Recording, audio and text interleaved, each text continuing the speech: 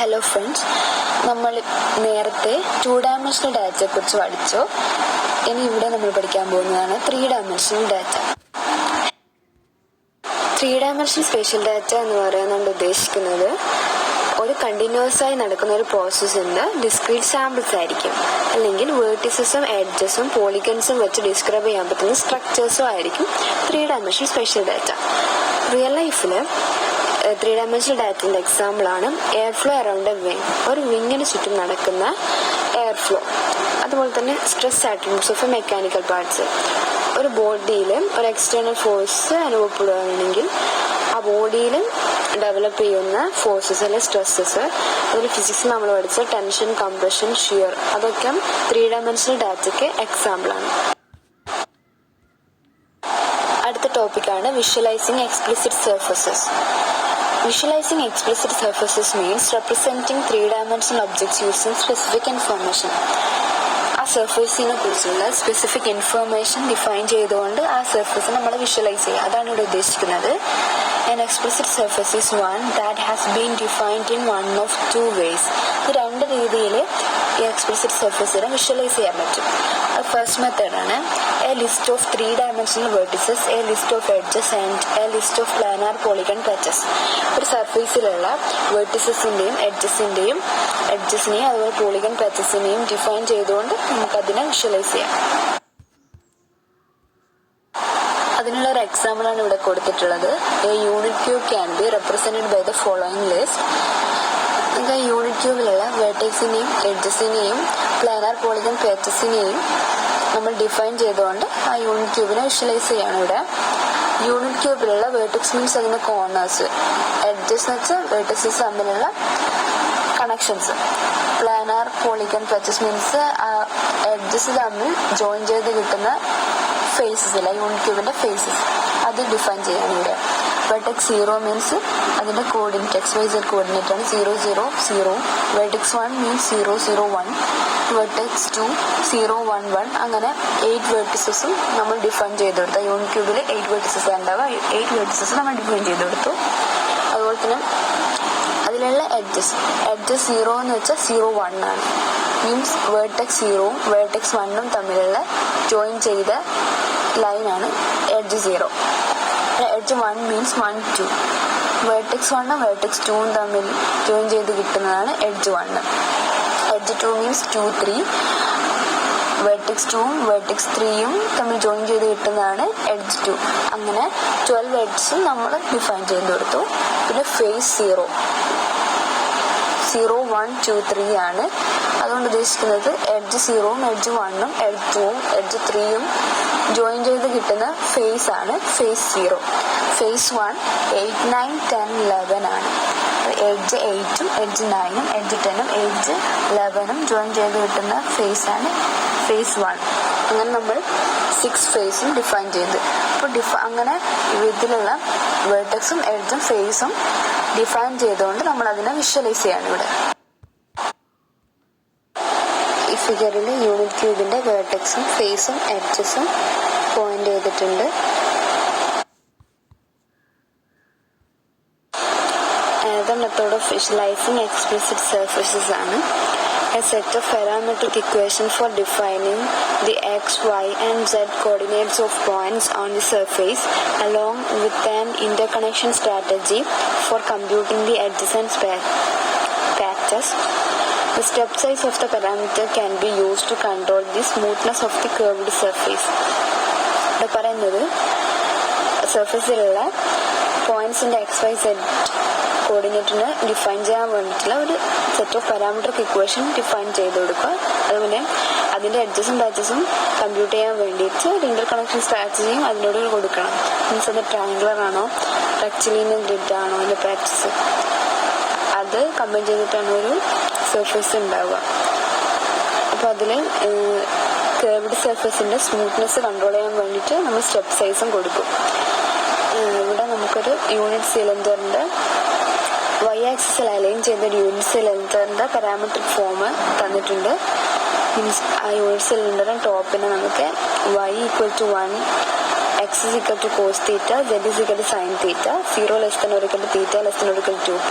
അതിൻ്റെ ബോട്ടത്തിന് y equal to 0, x is equal to cos theta, z is equal to sin theta, 0 less than or equal to theta less than or equal to 2 pi. Sidesന് y equal to h, x is equal to cos theta, z is equal to sin theta, 0 less than or equal to theta less than or equal to 2 pi. hന് 0 less than or equal to h less than or equal to 1 എന്ന് നമുക്ക് define ചെയ്തിട്ട് ആ സർഫസിനെ visualise ചെയ്യാൻ പറ്റും. നമ്മൾ generally പറയുകയാണെങ്കിൽ ഒരു explicit സർഫസിൽ ഡിഫൈൻ ചെയ്തിരിക്കുന്ന സ്പേഷ്യൽ ഡാറ്റയുടെ വിഷ്വലൈസേഷൻ വേർട്ടിസസും എഡ്ജസും ഫേസിന്റെയും വാല്യൂവിനെ ഡിപ്പെൻഡ് ചെയ്തിരിക്കും. അടുത്ത ടോപ്പിക്കാണ് വിഷ്വലൈസിങ് വോളിയം ഡാറ്റ. വോളിയം ഡാറ്റയിൽ അങ്ങനെ വിഷ്വലൈസ് ചെയ്യുക എന്നാണ് നമ്മളിവിടെ പഠിക്കാൻ പോകുന്നത്. അതിനായിട്ട് നമ്മൾ 2 ഡയമെൻഷണൽ വിഷ്വലൈസേഷനിൽ പിക്സൽ എന്ന് നമ്മൾ പഠിച്ചിട്ടുണ്ട്. ഒരു 2D ഇമേജസിൻ്റെ ഒരു ഏറ്റവും സ്മോളസ്റ്റ് യൂണിറ്റ് ആണ് പിക്സൽസ്. കുറേ പിക്സൽസ് ചേർന്നാണ് 2D ഇമേജസ് ഒക്കെ ഉണ്ടാകുന്നത്. നമ്മൾ 3 ഡയമെൻഷണൽ വിഷ്വലൈസേഷനിൽ പറയുന്നത് അതിൻ്റെ 3 ഡയമെൻഷണൽ ഒരു മോഡലിൻ്റെ ഏറ്റവും സ്മോളസ്റ്റ് യൂണിറ്റ് ആണ് വോക്സൽ. ഒരു വോക്സൽ മീൻസ് ഒരു ക്യൂബ്-ലൈക്ക് സ്ട്രക്ചർ ആയിരിക്കും. നമ്മളിവിടെ കൊടുത്ത ഫിഗറിൽ കണ്ടോ, നമ്മൾ കളേർഡ് ക്യൂബ് കാണുന്നില്ല, അതാണ് വോക്സൽ. അതൊരു ക്യൂബ്-ലൈക്ക് സ്ട്രക്ചർ ആണ്. അങ്ങനെ കുറേ വോക്സൽസ് ചേർന്നായിരിക്കും ഒരു 3D മോഡൽ. ആദ്യം വോളിയം ഡാറ്റ എന്താണെന്ന് നോക്കാം. അതൊരു 3 ഡയമെൻഷണൽ ഡാറ്റ ആണ്. Volume data is generally a sampling of continuous phenomenon and can be either acquired via sensors or generated via simulations. ഇപ്പോൾ ഒരു കണ്ടിന്യൂസ് ആയിട്ട് നടക്കുന്ന ഒരു പ്രോസസ്സിൻ്റെ സാമ്പിളിംഗ് ആണ് വോളിയം ഡാറ്റ. അത് സെൻസേഴ്സ് വഴിയോ സിമുലേഷൻസ് വഴിയോ നമുക്ക് കിട്ടും. സെൻസേഴ്സ് വഴി നമുക്ക് കിട്ടുന്ന ഡാറ്റ സെറ്റ്സിന് ഒരു എക്സാമ്പിളാണ് ടൊമോഗ്രാഫിക് ഡാറ്റ സെറ്റ്സ്. അതിന് ഇപ്പം നമ്മൾ തലേൻ്റെ ഒരു CT സ്കാൻ എടുക്കുമ്പോൾ CT സ്കാനിലുള്ള സെൻസേഴ്സ് വഴി കിട്ടുന്ന ഡാറ്റ സെറ്റ്സ് ടൊമോഗ്രാഫിക് ഡാറ്റ സെറ്റ്സ് ആണ്. അതിന് ഫസ്റ്റ് ഫിഗറിൽ നോക്കുക, അത് CT സ്കാൻ ഓഫ് ബ്രെയിൻ ആണ്. അപ്പോൾ അതൊരു ടൊമോഗ്രാഫിക് ഡാറ്റ സെറ്റ്സിന് എക്സാമ്പിളാണ്. അതുപോലെ സൈമുലേഷൻസ് വഴി ജനറേറ്റ് ചെയ്യുന്ന ഡാറ്റ സെറ്റ്സ്, അത് സൈമുലേഷൻസ് എന്ന് പറയുമ്പോൾ ഒരു റിയൽ വേൾഡ് പ്രോസസ്സിന് കമ്പ്യൂട്ടറിൻ്റെ സഹായത്തോടെ നമ്മൾ മോഡലിംഗ് ചെയ്യുന്ന പ്രോസസ്സാണ് സൈമുലേഷൻസ്. അതുവഴി കിട്ടുന്ന ഡാറ്റ സെറ്റ്സ് ആണ് വോളിയം ഡാറ്റ. അപ്പം അതിനൊരു എക്സാമ്പിൾ കമ്പ്യൂട്ടേഷണൽ ഫ്ലൂയിഡ് ഡൈനാമിക്സ്. അത് ഒരു ഫ്ലൂയിഡ് മെക്കാനിക്സത്തിൻ്റെ ബ്രാഞ്ച് ആണ്. That uses numerical analysis and data structures to analyse and solve problems that involves fluid flows. നമ്മൾ ഫ്ലൂയിഡ് ഫ്ലോസിനെ അനലൈസ് ചെയ്യുക, അതിൻ്റെ ഡാറ്റ സ്ട്രക്ചേഴ്സിനെ അനലൈസ് ചെയ്തിട്ട് അതിൻ്റെ പ്രോബ്ലംസ് ഒക്കെ സോൾവ് ചെയ്യുകയാണ് ഇവിടെ ചെയ്യുന്നത്. പിന്നെ സെക്കൻഡ് കൊടുത്ത ഫിഗറിൽ സൈക്കിൾ ഓടിച്ചുകൊണ്ടിരിക്കുമ്പോൾ അതിന് ഓപ്പോസിറ്റ് ആയിട്ടുള്ള എയറിൻ്റെ ഫ്ലോ, അതൊരു വോളിയം ഡാറ്റയ്ക്ക് എക്സാമ്പിളാണ്. Most approaches to visualizing volume data fall into one of the following categories. നമ്മൾ 3 മെത്തേഡ് വഴിയാണ് വോളിയം ഡാറ്റനെ വിഷ്വലൈസ് ചെയ്യുന്നത്. ഒന്ന് സ്ലൈസിങ് ടെക്നിക്സ്, രണ്ടാമത്തത് ഐസോസർഫേസ് ടെക്നിക്സ്, മൂന്നാമത്തത് ഡയറക്റ്റ് വോളിയം റെൻഡറിങ്. ഈ 3 മെത്തേഡ് വഴി നമുക്ക് വോളിയം ഡാറ്റനെ വിഷ്വലൈസ് ചെയ്യാൻ പറ്റും. ഫസ്റ്റ് മെത്തേഡാണ് slicing techniques. Slicing volume data with cut planes. Probe the 3-dimensional data to create a subset of data with a lower dimension, that is 2-dimensional data. ഒരു 3-dimensional ഡാറ്റയിൽ നിന്ന് അതിനകത്തും ഡയമെൻഷൻ കുറഞ്ഞ് സബ്സെറ്റിനെ create ചെയ്യാം. 3-dimensional ഡാറ്റയിൽ നിന്ന് 2-dimensional ഡാറ്റയിൽ നമ്മൾ ക്രിയേറ്റ് ചെയ്യുന്നു. A popular technique for volume data is the use of cut planes, where the data block is sliced by a plane with a given orientation and position, and the data that the plane intersects are mapped to the plane for display. ഈ പറയുന്ന given ഓറിയന്റേഷനും പൊസിഷനിലുള്ള ഒരു cut planes use ചെയ്തിട്ട് data ബ്ലോക്കിൽ നമ്മൾ slice ചെയ്തിട്ട് ആ cut planes intersect ചെയ്യുന്ന data points പ്ലെയിനിലേക്ക് മാപ്പ് ചെയ്യും, ഡിസ്പ്ലേ ചെയ്യാൻ വേണ്ടിയിട്ട്. The simplest implementation of this technique is to constrain the orientation of cut planes so that its normal coincide with one of the data axes. അപ്പോൾ നമ്മൾ ഈ cut പ്ലെയിൻസിന്റെ orientation ഒരു constrain കൊടുക്കുക. ഈ കട്ട് പ്ലെയിൻസിന്റെ നോർമൽ ഏതെങ്കിലും ഒരു ഡാറ്റ ആക്സസുമായിട്ട് കോയിൻസൈഡ് ചെയ്യണം എന്നുള്ളൊരു കൺസ്ട്രെയിൻ നമ്മൾ കൊടുക്കുക. The user then specifies a row, column or depth in the data block and the corresponding slice is displayed using one of the techniques described in the section on two-dimensional spatial data visualization. അപ്പോൾ ഇവിടെ പറയുന്നത് നമുക്ക് ഈ data ബ്ലോക്കിൻ്റെ റോവും കോളവും ഡെപ്തൊക്കെ യൂസർക്ക് specify ചെയ്ത് കൊടുക്കാൻ പറ്റും. എന്നിട്ട് കിട്ടുന്ന കറസ്പോണ്ടിങ് സ്ലൈസ് കട്ട് ചെയ്തിട്ട് കിട്ടുന്ന സ്ലൈസ് ഇല്ലേ, അത് two dimensional data visualisation techniques ഉപയോഗിച്ചിട്ട്, ദാറ്റ് ഈസ് ഹീറ്റ് മാപ്പ്, അതുപോലെ തന്നെ scatter plot, line chart, bar graphs, അതൊക്കെ വെച്ച് നമുക്ക് മാപ്പ് ചെയ്യാം, ഡിസ്പ്ലേ ചെയ്യാൻ വേണ്ടിയിട്ട്. നെക്സ്റ്റ് മെത്തേഡാണ് ഐസോസർഫസ് ടെക്നിക്സ്. ഐസോസർഫസ് എന്താണെന്ന് വെച്ചാൽ അതൊരു 3D surface representing the locations of A constant scalar value within A volume. ഒരു 3D ഡാറ്റയിലോ അല്ലെങ്കിൽ ഒരു വോളിയത്തിലുള്ള കോൺസ്റ്റന്റ് സ്കാലാർ വാല്യൂസ് എവിടെയൊക്കെയാണോ ഉള്ളത് അതിനെ റെപ്രസെന്റ് ചെയ്യാൻ യൂസ് ചെയ്യുന്ന ഒരു 3D സർഫസ് ആണ് ഐസോസർഫസ്. Given a user specified value, generate a surface description and visualize it using one of explicit surface visualization techniques. ഇപ്പം നമുക്കൊരു ഇവിടെ യൂസർ സ്പെസിഫൈഡ് വാല്യൂ എന്ന് വെച്ചാൽ ഒരു ഐസോ വാല്യൂ തന്നിട്ടുണ്ടാവും. എന്നിട്ട് iso surface extraction using marching cubes, marching cube വെച്ചിട്ട് iso സർഫസിനെ എക്സ്ട്രാക്ട് ചെയ്യുക. അപ്പോൾ marching cube is an algorithm developed for rendering iso surfaces in volumetric data. ഒരു വോളിയോമെട്രിക് ഡാറ്റയിലുള്ള ഐസോസർഫസിനെ ജനറേറ്റ് ചെയ്യാൻ അല്ലെങ്കിൽ വിഷ്വലൈസ് ചെയ്യാൻ യൂസ് ചെയ്യുന്ന അൽഗോരിതമാണ് marching cubes. The basic notation is that we can define a voxel by the value at the 8 corners of the cube. Means ഒരു 3D മോഡലിലും കുറെ വോക്സൽ വരുന്നതായിരിക്കും എന്ന് പറഞ്ഞു. അങ്ങനത്തെ ഒരു വോക്സൽ നമ്മൾ എടുത്തിട്ട് അതൊരു ക്യൂബ്ലെക് സ്ട്രക്ചർ ആയതുകൊണ്ട് അതിന് 8 കോർണേഴ്സ് ഉണ്ടാവും. ആ 8 കോർണേഴ്സിന് ഓരോരോ സ്പെസിഫിക് വാല്യൂസും ഉണ്ടാവും. If one or more corners of a cube have value less than the user specified ISO value and one or more have values greater than this value, we know that the voxel must contribute some components of the ISO surface. ഇപ്പോൾ ഈ ക്യൂബിൻ്റെ 8 കോർണേഴ്സിലുള്ള ഏതെങ്കിലും ഒരു കോർണേഴ്സിൻ്റെ value ഐസോ value ആയിട്ട് കൂടുതലോ അഥവാ കുറവോ ആണെങ്കിൽ നമുക്ക് ആ വോക്സല് ഐസോസർഫസിന്റെ കോമ്പണൻസ് ആയിട്ട് കോൺട്രിബ്യൂട്ട് ചെയ്യുന്നുണ്ടെന്ന് പറയാം.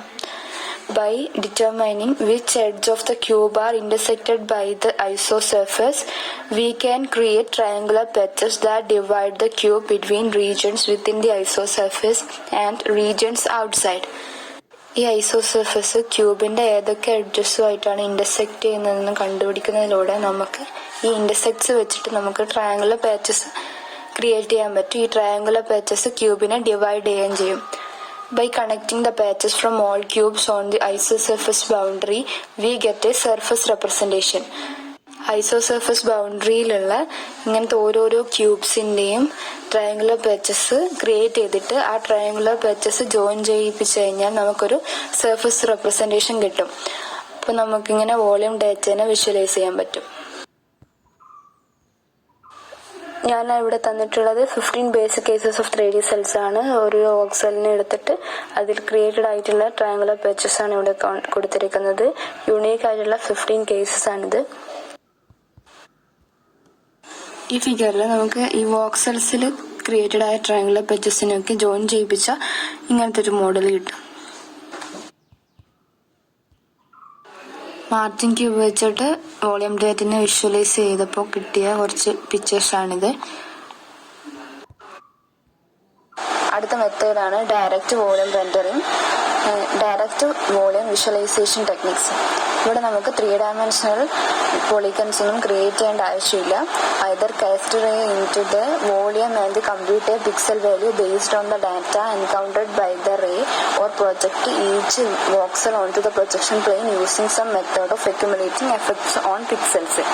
ഇവിടെ പറയുന്നത് റേ വോളിയത്തിലൂടെ കടത്തി വിട്ടിട്ട് ആ റേ കടന്നു പോകുന്ന ഡാറ്റിനെ ബേസ് ചെയ്തിട്ട് പിക്സൽ വാല്യൂസ് കണ്ടുപിടിക്കുക, അല്ലെങ്കിൽ പിന്നെ ഓരോരോ വോക്സലും പ്രൊജക്ഷൻ പ്ലെയിനിലേക്ക് പ്രൊജക്ട് ചെയ്തിട്ട് പിക്സൽ വാല്യൂ കണ്ടുപിടിക്കുക.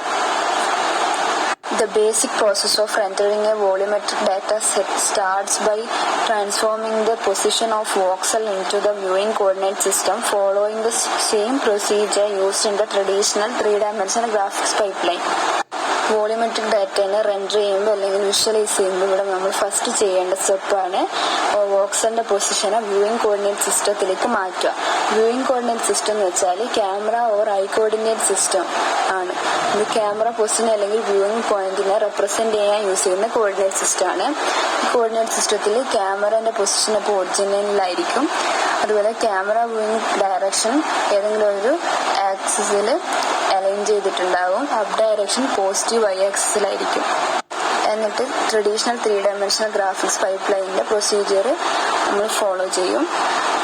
അതെന്ന് ഉദ്ദേശിക്കുന്നത് ഒരു 3D സീനിനെ റെൻഡർ ചെയ്തിട്ട് 2D സ്ക്രീൻ ആക്കുന്ന സമയത്ത് നമ്മൾ യൂസ് ചെയ്യുന്ന കുറച്ച് സ്റ്റേജസ് ആണ്. Means modelling, transformation, projection, clipping, shading, അങ്ങനത്തെ കുറച്ച് സ്റ്റേജസ് ആണ് ഇവിടെ പറയുന്നത്. Then the viewer must specify a view reference point, a view direction, the height and width of the image to be projected on the plane of projection, and for a perspective projection, the distance from the camera to the plane of projection. View reference point specify ചെയ്ത് കൊടുക്കണം. Means plane of പ്രൊജക്ഷന്റെ origin specify ചെയ്ത് കൊടുക്കണം. അതുപോലെ view ഡയറക്ഷനും specify ചെയ്ത് കൊടുക്കണം. Means normal.